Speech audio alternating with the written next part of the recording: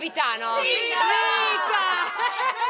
Rita è... non esistono altre, se non ci fosse bisognerebbe inventarla. E Rita è zoppa.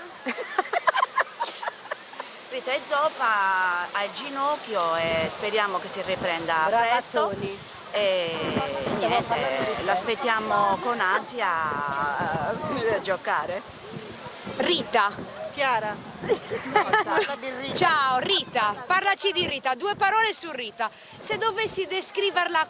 Rita è il presidente, costruisce la squadra, tifa con noi, giochiamo con lei, io da quando avevo 13 anni. Siamo sempre insieme e nonostante l'età e lo scarso allenamento giochiamo bene tutti insieme perché giochiamo per divertirci. Ciao Rita! Rita è unica.